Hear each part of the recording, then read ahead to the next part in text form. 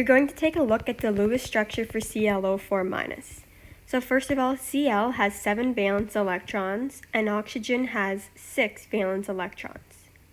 We have only one Cl, so we can leave that as 7, but for oxygen we have 4 of those, so we need to multiply the 6 by 4, and that's going to give us 24. When you add all these valence electrons together, you're going to get 31. And since you have a negative charge, you have to add an extra electron. So that's going to give you 32 valence electrons. We're going to start by putting Cl in the middle of our Lewis structure since it's the least electronegative atom. And we're going to put the oxygens all around it.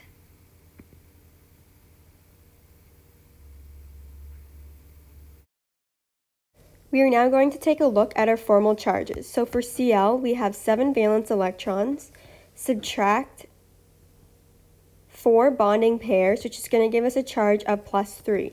But we want Cl to have a charge of 0. So now we're going to take the 7 valence electrons again, and we're going to subtract 7 bonding pairs, and that's going to give us a charge of 0. And that's what we want. So we're going to just add in the extra bonding pairs onto the 3 oxygen, and one oxygen is going to have 1 bonding pair. Now we're just going to take a look at the total number of electrons we've used so far with the bonding electrons. So we have 2, 4, 6, 8, 10, 12, 14 bonding electrons. So 14 electrons in total.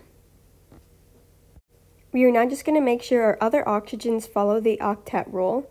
So we're adding the lone pairs of electrons to make sure each oxygen has 8 electrons in total.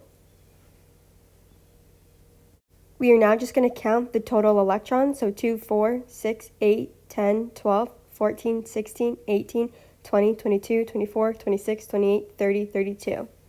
So we have 32 electrons, which is what we want. We're now going to look at the formal charges of the oxygen. So we're going to take a look at the oxygens that have the double bonds, the 3 of them. So we're going to have 6 valence electrons, subtract 2 lines, subtract 4 dots, going to give us a charge of 0. And lastly, for that one oxygen that only has a single bond, we're going to have 6 valence electrons, subtract 6 electrons, subtract 1, which is going to give us -1. And here you have the Lewis structure for ClO4-.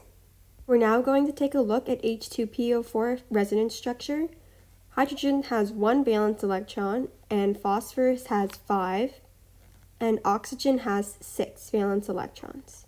Total number of electrons, 31 plus 1, which is going to give us 32 electrons that we're going to be working with. We're going to put the phosphorus in the middle and then put the oxygens around the outside. And then the hydrogens are going to go off of the 2 oxygen like this. For formal charge of phosphorus, we have 5, subtract the 4 bonding pairs, which is going to give us 1, but we want it to have a charge of 0, so 5 subtract 5 equals 0, so 1 oxygen is going to have a double bond. We're now going to add the extra electrons to make sure that the oxygens follow the octet rule. And then we're going to count to make sure the total number of electrons is 32, which it is.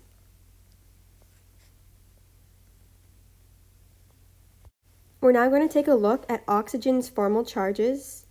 So for this oxygen, we have 6 valence electrons, subtract 4 lone pairs, subtract 2 lines, going to give us 0. And it's going to be the same as the other oxygen. Then the top oxygen has 6, subtract 2, subtract 4, which is also going to give us 0. And the bottom oxygen is going to have 6, subtract 1, which is going to give us a -1 charge. We are now going to draw the other resonance structures for H2PO4-. There are a few important rules when doing these resonance structures. Each resonance structure must have the same number of electrons.